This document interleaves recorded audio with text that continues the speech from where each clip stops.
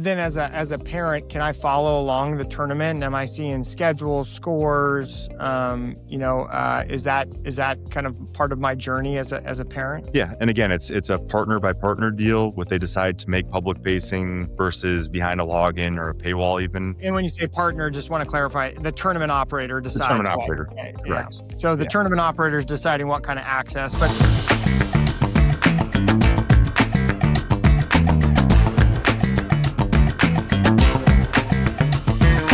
welcome to Sponsorable, a podcast that brings together sports organizers and brand leaders to talk about the business of grassroots sports. Hi, I'm Garrett Shea, and I've spent the last 20 years in the youth sports industry, where I've built nationally televised sporting events and corporate sponsorship programs. I created this podcast to bring in experts from the sports industry and have them share what they do and how they do it in the space. My guest today started off building one of the biggest baseball club organizations and sports facilities in his state, and has gone on to lead national partnerships for Playbook 365. Please welcome Nelson Gord. All right, Nelson. Well, hey, let's just dive right in. It's great to have you on the show. I'm certainly excited to learn more about Playbook 365, your role there, where technology is taking us in the world of grassroots sports, and a little background about you as an entrepreneur, small business owner, and your evolution into the world of sports tech through youth sports. So let's jump in and give us a little background about Playbook 365. Yeah, so Playbook 365 was founded by a gentleman by the name of Billy Beecher. Billy still leads up our development team, so is really close to the product. And in January of 2023, Playbook was acquired by Travel and Leisure, the huge hospitality company, and they obviously took notice of the booming youth sports industry. Wanted to pair that with a similar hotel white labeled booking engine that they had owned for years, and pair the two together to roll out, an all-in-one solution that handled event registration, rostering, scheduling, the hotel and travel piece of it. So since that time, Billy decided that he couldn't handle both the development and the sales, and him and I had worked together in limited capacity in some of my former roles, and said, hey, I need somebody that knows the baseball world and knows a lot of the same people, and called me up and thought it was a great fit. So here we are. So, as national director of partnerships, tell us, like, what are the types of partnerships? Like, who are you going after? Are you going after partnerships with the actual clubs, like the baseball clubs? Are they like? Explain to us a little bit more about who that target audience that you're trying to reach and truly create these partnerships with. Yeah, so it's multifaceted. So I think there is, the obvious, the club and the event operators, the tournament directors. So, our first handful of customers and partners that we brought on were, Prep Baseball, who's obviously making a booming push right now in some of the acquisitions and stuff that they're doing. Five Tool, AC Sports, Prospect Select. So some of the main players in that space. And then we, are also utilizing the system to manage, different travel clubs, facilities. So there's different pieces of that. But then we also have our affiliate network. So a lot of the product placements and, different training tools and things that might be applicable or appealing to our target audience. We, have bridged the gap to that and are playing that space a little bit as well. Your position with Playbook 365 is, all right, I want to go out and do these partnerships in order to bring on large clubs, multiple clubs, right, and get them onto the platform. And then I'm also going to go out and I want to do, cut additional deals with, maybe some of these corporate entities or businesses that are trying to reach these clubs, but, have them on your platform so that they can engage with I'm assuming the club decision makers or the club director, the coaches, and or the individual players and parents to make sure they're aware of those products, and then potentially to buy the products. Is that kind of a good summation? Yeah, absolutely. And for the longest time, we've always taken the stance that we are a white labeled solution. So our our partners' data is their data. We don't market directly to the customer. But what we are attempting to launch here throughout this year is a product called Sport ID, which is going to be, not only a single sign-on, but also a way to aggregate a lot of the data across all the different partners that we work with, obviously with their consent. But to take that information and then streamline the process. So if they're registering for a tournament with company X, then they can carry that over to Y and Z and just be more efficient with it. Just have like the baseline information. But then that would also allow us to kind of build that foundation to market some of those products directly to them as well. And so is that like a, more of a approach as far as open technology? Like, is that, open or APIs so that, you can, at some point connect with other data platforms or registration platforms. So it's not this silo. What it is, typically today across all sports is everybody's kind of has their silos, but it's hard to go from Playbook 365 to Got Sport or League Apps or these other, like the information kind of dies, if you would, at that at everybody's reg platform. And I think that's a big challenge in youth sport is how do the big technology partners, how are they sharing information? And have you found that other technology platforms are open to to kind of passing back and forth kind of data as it relates to like an API setup? Yeah, it's tough, right? Because we're all playing kind of in the same sandbox and everybody's very guarded, rightfully so, for the information that they have. And I think when it comes to some of the other similar registration platforms, like you mentioned, the league apps, TeamSnap, Got Sport, specifically in soccer, um, we're not looking to pull information from them, rather than just push it to them. And if we can become, the entry point to a lot of those other different programs, then I think we're well positioned and well suited to just do that.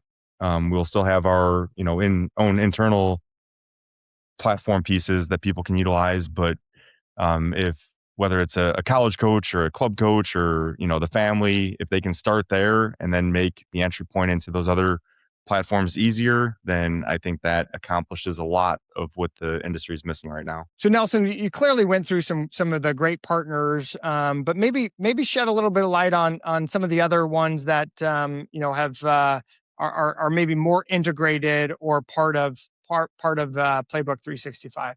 Yeah, so when we're looking to kind of like delineate between those that are just marketing partners versus those that we want to fully integrate, like the important piece is that they have to provide a benefit to the different tournament operators and clubs that we work with. And the two that we've really put at the forefront of that in the launch, one, NCSA, right, to provide that recruiting education and opportunity for those, especially age 13 and up, those going into high school. And then the other one is Vertical Insure with their different VI coverage products. I think the interesting thing is sport to sport, you see different ways that it's approached as far as refunds on tournament entries or different travel or trips. In the baseball space, it's always been like, hey, you'll take a credit or we'll give you a refund. But there is a unique opportunity there for a lot of the tournament operators that we work with to not have to offer those refunds, um, but provide a solution, in the form of insurance for them to kind of to hedge their bets against that. Yeah, I love the vertical insure guys. We've my agency we've done a number of partnerships with those guys. And to your point, as an operator, it removes any issue for me to have to worry about refunds because like I'm offering you a refund right there in the registration, and then it's it's not really my problem as a tournament operator. So I think they're a great one. And then NCSA is I mean they've lasted the test of time. I'd met Chris Kraus, probably his first ever event. We were doing the U.S. Army National Combine, and Chris was out there. He's got his table, and he's the founder of NCSA. I know Chris Nelson, but for our viewers, I mean, Chris was out there at his table as literally a one-man table, and he built NCSA into a behemoth that's now owned by IMG, and he's obviously able to go on to greener pastures. But I mean, NCSA is great organization. So two really good ones that I think, to your point, offer the parent and or the team a whole lot of value. And that's where, as you know, right, when you integrate in a true partner that's going to bring value to your customer, you're growing the pie for everybody, which is truly great, for you guys and for them. So is Playbook 365, like, do you focus in on, because and it depends on the sport, and obviously your familiarity is with baseball, but we do a lot of work with soccer, so I know soccer fairly well. But is Playbook 365, is it like, ultimately, are you looking to tap into the club, or is there a league platform? Is there a tournament side? In soccer, as you noted, like Got Sport, I mean, they're the big league player as well as tournament player. Now they do offer club, but most clubs I know don't use Got Sport for their club reg. They're going to go and they're going to use somebody else, like a Biga or a Sprocket Sports or Play Metrics, or somebody like that. That's going to be a lot more club focused. The challenge I always see in technology is everybody wants to do everything, says they do everything, but when you kind of peel back the onion, you see that different technology platforms do one or two things really well, and then kind of maybe don't pay as much attention to some of the other kind of pieces of their business. Playbook 365. What do you guys, what are you really focused on? Yeah. So if you go back to the origin of it, really born out of the tournament space, and the genesis of it was um, Billy and then his partner in business at the time, Brian Hostetler, who owns Big League Creative. We're doing a lot of the design and websites for some of the major tournament companies. So if you look across the baseball and softball space, you'll notice those event logos kind of have a similar look and feel, and those can be traced back to Big League Creative.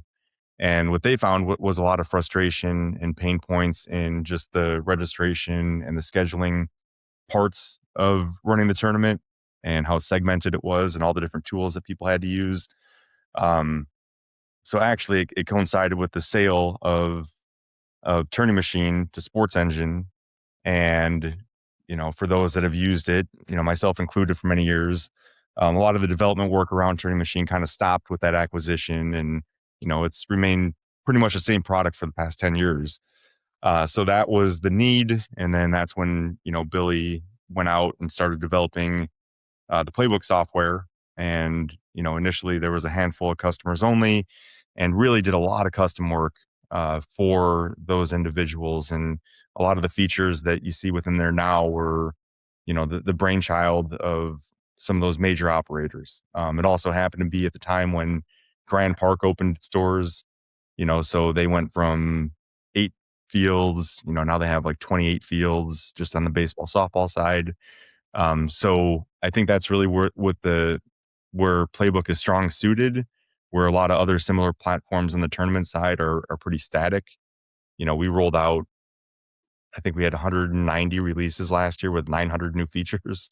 So almost to a fault, we're in constant development mode, and with that, comes access, and also um, kind of name value. Like, people are aware of what Playbook is because they're used to registering for the tournaments. So then some of the clubs came forth and said, "Hey, do you have a product that we can use to manage our club?"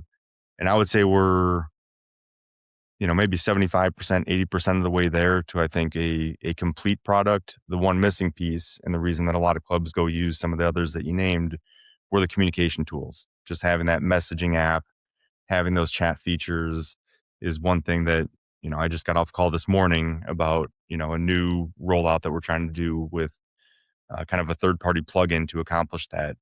But that's, I think, the missing piece on the club side, and will complete that all in one solution. Yeah, I mean, it's fascinating when I think a lot of people probably take the tech for granted, right? How challenging it can be to do like to offer all of the features that a club wants, as well as all of these features that a tournament needs to run and operate. And so it sounds like you guys have really cracked the code on the tournament side. Let's talk about your tournament business. If you're able to share kind of roughly, how many tournaments are utilizing your platform each year? Yeah, so in 24, we had about 3,200 tournaments. This past year, we're still, getting the actual numbers, but I think it's going to be north of 4,000. Um, and it's growing. When I started, we had about 20 main partners that we work with. We have about 160 now. So there's been a huge ramp up. And what's really interesting, and I think that, when you talk about sports tech and in this space in particular, is just being able to map out, exactly where everybody's going and the amount of crossover we have from partner to partner, from website to website. We can see a lot of that information, right down to like field utilization. When you look at our 160 partnerships, so many of them are using the same facilities on different weekends and on different dates. And we can create a heat map now of, okay, well, what's being used when and how. And then you can see how that can carry right over into our travel and leisure side of the business, and how we can help, you know, effectively use some of that data and information, to, produce something pretty cool. Obviously having a big kind of parent company like Travel and Leisure. Maybe give us a little background on one on Playbook 365. Where are you guys? I know you're in the greater Chicago area, but is Playbook 365 based out of Chicago, or are you guys remote? And or where's Travel and Leisure based out of? So we're a small and nimble and fully remote team. So out of the travel and leisure, 18,000 person, $4 billion enterprise that's based in Orlando. We're a small team of about 14, that are spread throughout the country. So we have our account managers that are in Pennsylvania and South Carolina and Milwaukee, respectively. And then Billy is just outside of Norman, Oklahoma. Um, so yeah, kind of spread throughout all throughout the country, and it has its benefits and obviously has its downside. We're actually getting together, everybody, at the end of February for a little team retreat, in Scottsdale. So we'll be good to get the band together and, spend a couple days brainstorming and celebrating and, building for a big 26. Yeah, I mean, I got to believe Travel and Leisure. Obviously, they bought Playbook 365, so they see the value in it. Sometimes, these, and I've just kind of from afar watched different smaller entities get bought by some of these big, massive parent companies, and they kind of get lost in the shuffle. But I mean, it's a very strategic purchase, which is great. How much involvement does a group like Travel and Leisure have, with on a weekly, monthly basis with somebody like Playbook 365? And I wasn't there for the actual, acquisition date. And I know it's went through a few renditions in that time, but we do have some really great internal advocates for us. Just as far as gathering resources and really trying to help others outside of our team understand what the business is, right? Because you have a bunch of people that are used to being directly with hotels and timeshare and all these different things that don't, directly correlate in their mind. But being able to tie a bow around it and help explain what it is that we do and the value has been really important. And, Amy Lipka, who's been with the organization for almost 30 years now, I think, she is heads up our larger team that we fall within, the larger business unit. And, she'll go to bat for us any day of the week. And then Sebastian Quinn, who works hand in hand with her and who I directly report to, has, some additional insight. And he actually sits in our corporate headquarters in Orlando.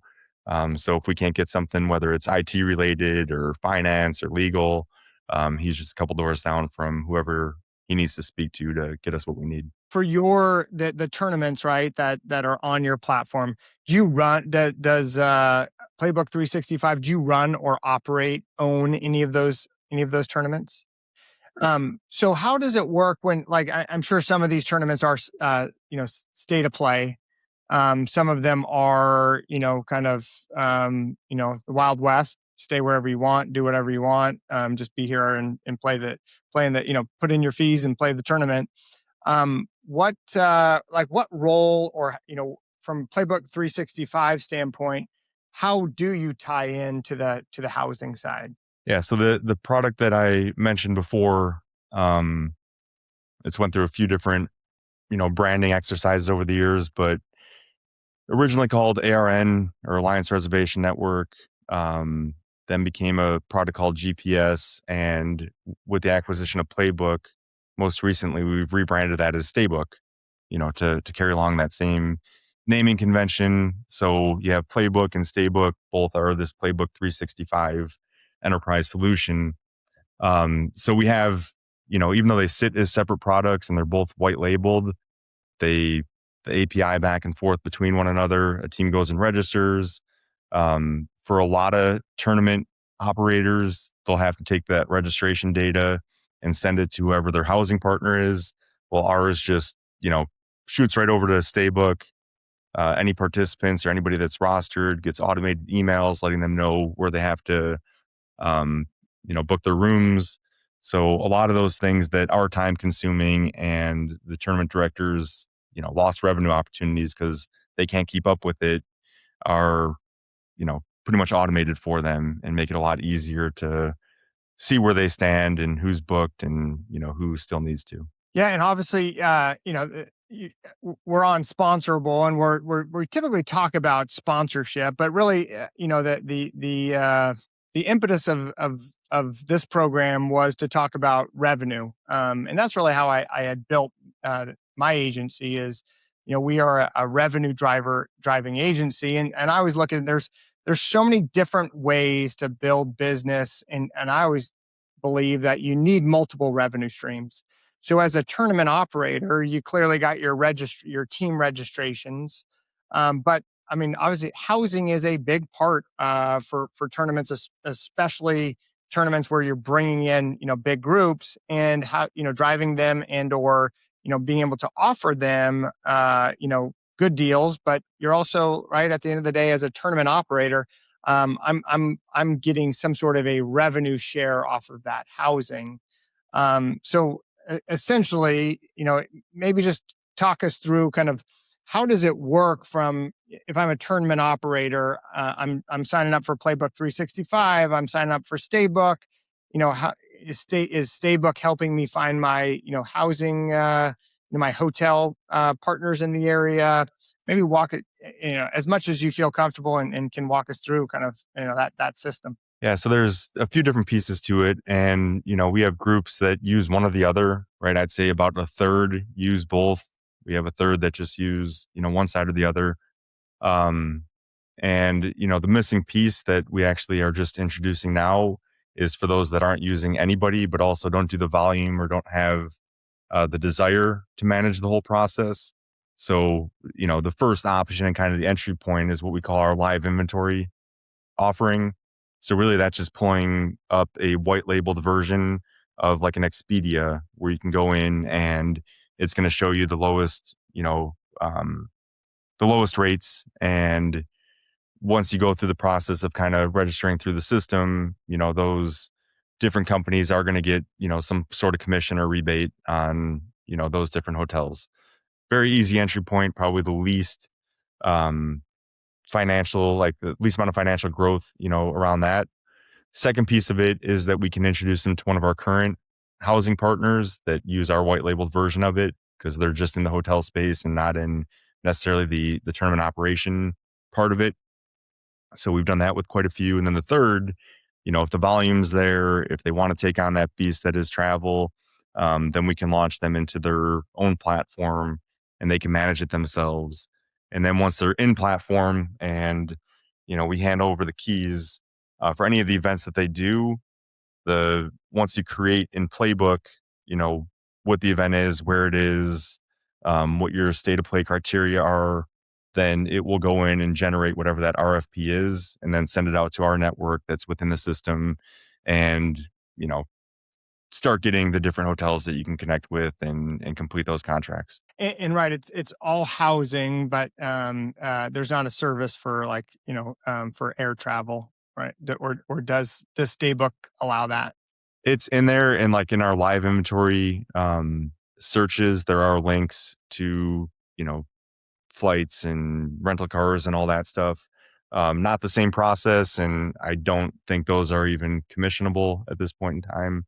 But they're there, right? They're there as a kind of a one-stop shop. And how does I just from my own kids experiences I mean it seems like some of these tournaments are like families are going down or multiple families are going down and instead of staying at hotels are utilizing Airbnb. Is Airbnb kind of part of that housing offering? Inventory when it comes to that, and it's a area I don't want to say of concern, but it's an area that is challenging, right? Because it's a little bit less tied into the larger hotel inventory space. But what's been interesting is you're seeing a lot of the major hotel groups going in and pick up a lot of these, right? You have the Marriott Homes and Villas, and Hilton has their solution for it. And I think even limited VRBO or Airbnb inventory also goes into those larger search engines now.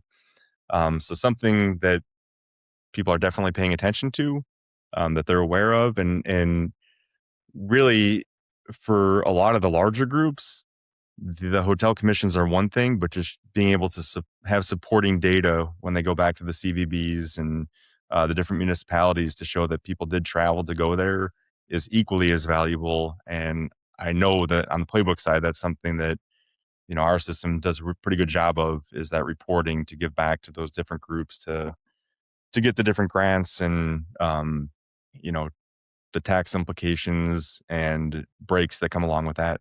Yeah, no, and that's why I find that and I've run a number of these kind of large scale national, international events, so very familiar with the all of the different revenue streams, and it is fascinating, right? When you start to look at the business side of youth sports, and then why I think travel and leisure made a great decision is, I mean, there are so many streams. There's the housing stream. There is the CVB stream, which I think can at times be the largest, especially if, to your point, can I at some point report back on the economic impact, and does that then open the door for this year for me to get grant money, and it's not insignificant grant money, and or set me up for next year when I either come back here or I start shopping my event to other locations, and so as you start to kind of divide up all of these revenue streams, you're like, okay, now I'm seeing how the world of especially travel youth sports is becomes a very good acquisition for somebody like travel and leisure. So It's been wild. Like coming from the coaching and the facility and all that background, um, I thought that baseball and softball coaches like to have a good time at conventions.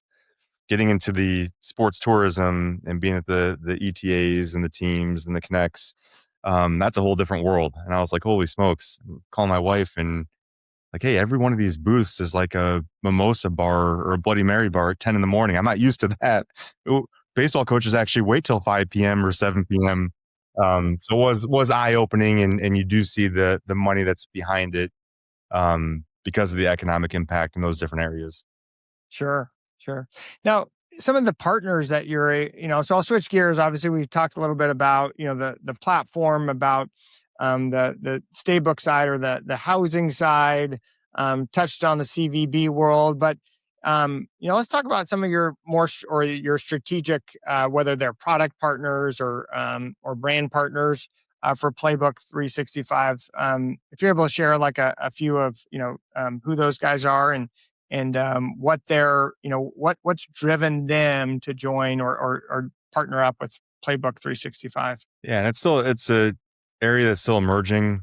So we do currently aggregate all of our tournament offerings from the various partners on a website called tourneyboard.com, and that takes anybody that's using our platform. It will pull our events there if they choose to allow that. And within there, we have different marketing tiles. So, Wilson and Louisville Slugger and Evo Shield are all part of one group. So we have some affiliate marketing, sponsorship tiles throughout that for them. Thread Performance is one that's a nutritional supplement for children that we've done some work with. Squares, which is the baseball spike, pickleball shoe, golf shoe with the square toe. They're a valued partner that we put within there. Who am I missing? I don't want to miss anybody as I'm going through the list here.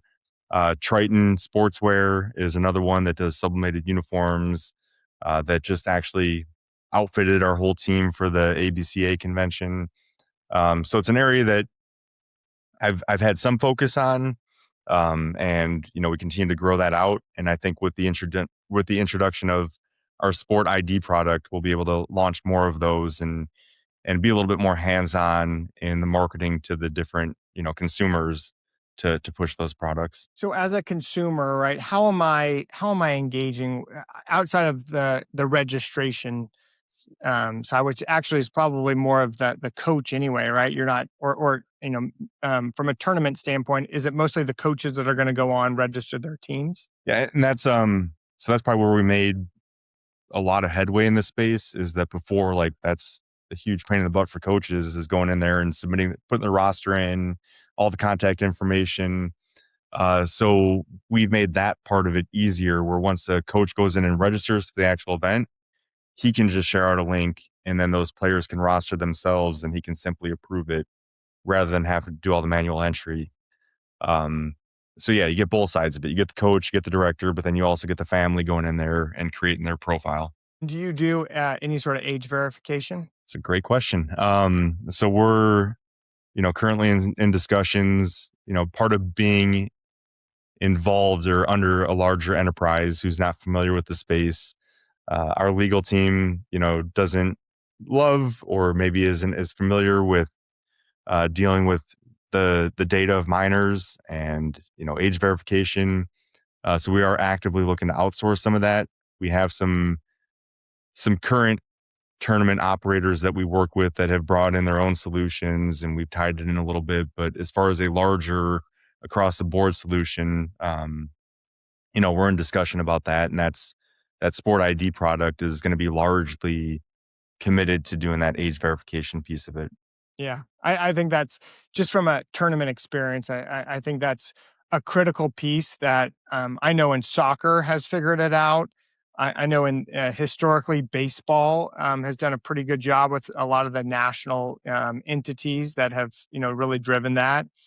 Um, but man, I like flag football, which is a new and emerging sport. Man, the NFL flag program has, but a lot of these kind of startup tournaments have, I think that's a big area where they're struggling. And I kind of look at those plus some of the basketball side, and I think there's a hesitancy by the tournament operator to say, well, it's just going to create either more work for me or it's going to create more headaches because everybody's going to complain about it.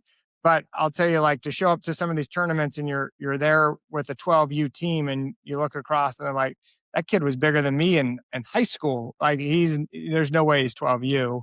But the teams that enter don't know that there isn't an age verification, so they they just enter their whoever they need to, and so they're not probably following the age rules as well as they need to. But that, I mean, I think having that just one, it creates a more quality experience for everybody. Like, you trust it, because I show up to a soccer event and I look across and I'm like, that kid's a big kid, but I know he is the same age because everybody gets carded and he's got his player ID. So you feel good as a parent or as a coach playing in that tournament, because it's being run fairly. So I applaud you guys for trying. And I know it's not easy to figure out. That is, It's a monster, and it's to your point. It's interesting how regionally, sport by sport, how it becomes a more problematic in certain demographics when you look across the board. And, I talked to one of our partners that's in the Northeast, and they're like, really? Like, that's a big deal? They're like, up here for a baseball tournament, half the people in the stands are doctors and lawyers, and their kids, not too concerned about this baseball tournament. Where if you go down to the Southeast and it's a flag football tournament, or I don't know if you saw the news about the huge brawl in Mesa, Arizona in a flag football event. Um, it's a much different level of passion turned aggression, that, these rules and these guidelines need to be in place to temper that. Yeah, for sure. Yeah, you lose control quickly. You see at some of these youth sports events. Um, so we're going back to the path of the data side, right? So the coach comes in and he registers and he pays the fee for the team, and then individual parents go on and they roster their child, for the tournament, providing that the critical information. And then what's that parent's experience with the platform once they have rostered their player? Yeah. So currently, depending on the group that we're working with, they have the ability to update and edit a player profile, right? Some of the groups that we work with, they actually monetize that, and they'll offer premium content or premium profiles with, metrics and write ups and everything. Some keep it very vanilla and just baseline information. So yeah, within that parent and player dashboard, they're able to update any information as it relates to the event. Um, the company itself can also have the ability to market upcoming events in there. So at the bottom of the screen, it's going to show anything that they would qualify for. So they might be playing in a team event, but a month from now, that same company is hosting an individual all-star event or a tryout showcase. They'll be able to select those if it's something that's appealing to them. So really that's the main pieces of it. The nice part as well is that they're able to manage, all members of the family. So if they have a brother or sister that's also playing, they're not bouncing from place to place. And then also, especially at the younger ages, more often than not, you're dealing with, um, parents that also coach or coaches that are also parents. So they don't have two different dashboards. It's just separate tabs to manage your family, manage your team, manage your organization. So it's all available within the system. Then as a parent, can I follow along the tournament? Am I seeing schedules, scores? Is that kind of part of my journey as a parent? Yeah, and it's all and again, it's a partner by partner deal. What they decide to make public facing versus behind a login or a paywall even. And when you So say partner, just want to clarify, the tournament operator the tournament decides what. operator, Yeah. correct? So the Yeah. tournament operator is deciding what kind of access. But in an ideal world, as a parent, I get access. I can see the scores. I can see standings. I can see schedule. And I assume that's. I always look for brands for an organic place to market and engage with parents. And I know that, like, I love the player profile side. I think it's great, but really to me, the player profile, it's probably, it's a one-time hit. It's probably the kid or the dad or mom who goes on. But man, everybody at that tournament is caring about scores, standings, and schedule for that 2-3 day period. And as a marketer, that's where I want to be. And do you offer brands the ability to be on that platform, like advertising as part of the schedule, score, standings? We do, and each of those pages are different, and they all have the ability to put different, web banners on there to market. And like I said, the current stance for us is that the different tournament operators that we work with, that's their domain, and they have the ability to sell that. So we haven't rolled out our larger, partnership deals and allowed them to trickle or invade into that space. But one discussion that we've had, or a number of discussions that we've had that are kind of leading in the direction, well, if we can give everybody a piece of this pie that, that choose to be a part of it, why wouldn't we do that? And that's where the advent of, that live inventory on the hotel side of things and a few other things that we've introduced really have come from, is that there's a lot of unsold inventory throughout our system right now that we could help, you know, push and again help generate additional revenue for those tournament operators that we work with. Yeah, I think there's some smart brands out there that will, and we had just work with one group to do a national partnership with a baseball softball entity. But one of the best things that they did from a brand standpoint is they recognized, yeah, this is this national entity, but we need to also direct dollars down to the local level as well.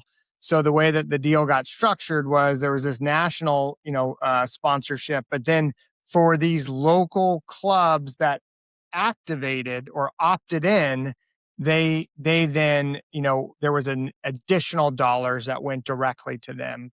And I do believe, like, as we look at the world of youth sports, that's the way, the larger deals need to be structured to share, right? To share. And you guys are approaching it 100% the right way, because man, when I'm looking at it from their perspective and they're like, hey, I'm using this technology platform and they're monetizing all this stuff and they're not giving anything to me. They feel like, they feel cheated, right? So you guys are approaching it the right way. I think it's what we as sports marketing, grassroots sports world need to do is get the right brands in that understand that.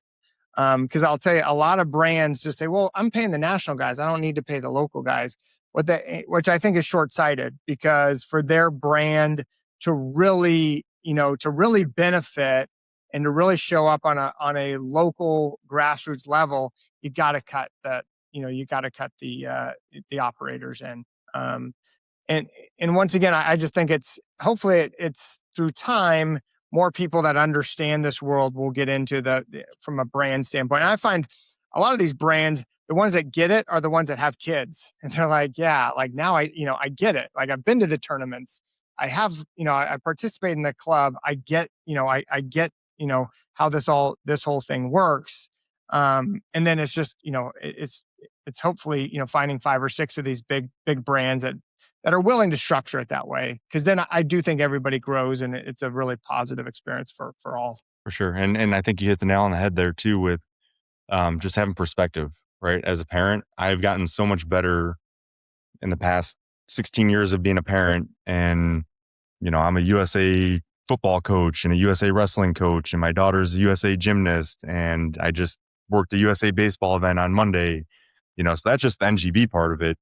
But then when you're looking at, okay, well, he's registering for this different tournament, and my oldest daughter is a dancer, and I'm going through like that event process and, seeing every end of it. It's allowed me to look at things differently and also draw upon what I think certain sports or certain companies are doing extremely well and where the gaps are with some others that I work with on a day-to-day basis. And when you could take some of those ideas and, take something they do at a dance event and drop that into a baseball event, it may seem kind of foreign at first, but it makes so much sense what they're doing on that side. So why isn't everybody doing this? So it's really, really helped, like I said, create better perspective and understanding to create like a more holistic view of where the industry is going. Agreed. Some of these national governing bodies are doing it the right way, right? You like I'll pull USA lacrosse. I feel like uh, at the end of the day, every tournament or event I sign my kid up for, it does ask me what is his USA lacrosse player ID. And it is the tournaments and it is the clubs that have to like that USA Lacrosse has successfully gotten aligned with and say, hey guys, when you run a tournament, you've got to ask for the USA Lacrosse player ID. When you run a club, you've got to ask for it. And that is then to I think how we started off the show. That's where more open technology and being able to utilize APIs so that the club software can connect with the tournament software and can connect with whatever that NGB database is. Because at the end of the day, it's one thing to provide my USA Lacrosse player ID. It's another thing for that technology platform to then also verify that it's an accurate USA Lacrosse player ID. But like I know it's a thing because lacrosse is doing it. I think wrestling is doing it. I believe, but for whatever reason, football can't figure it out. So certain sports are having a struggle to figure this out. And I do think that at some point that impacts the experience for the kids and the families. And it impacts, like, at the end of the day, I have, like, when I have to go through it as a parent and say, hey, USA Lacrosse player ID, and I'm using it for all these things, it kind of justifies why my kid is a member of USA Lacrosse. It's not just getting that magazine; it's being able to make sure he can play in these different events and programs. Yeah, and I think the same, USA volleyball, right? You can't do any event. You can't play in a men's or a women's over 30 league without having like a USA volleyball, number. Hockey does an excellent job when it comes to just team hopping, right? So I think there's a lot of strengths in a lot of different areas. The one that's nearest and dearest to me, baseball, has never been able to figure it out, right? They do a great job when it comes to putting a great national team out there and identifying talent. But when you're talking about the, you know, 500,000 high school players or the, 2.5 million youth players, less than maybe 3% of those are ever in a USA baseball program. So really, how much is that?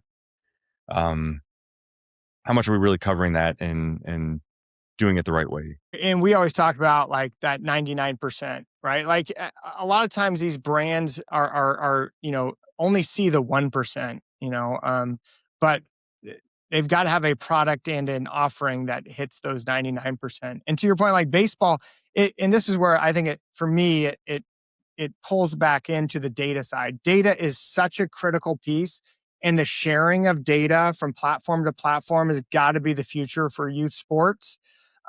Because largely, right, I think of a baseball player, and I'm like, man, if he had a USA baseball player ID, they could plug that into Game Changer. They could plug that into some of the other, I think it's called pitch count, and now all of a sudden they can go across. They can track.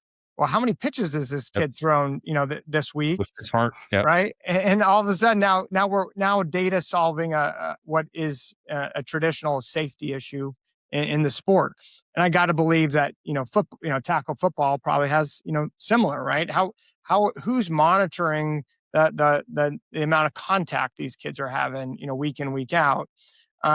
But like, data is going to solve that if and only if we can get everybody on board, right, to share.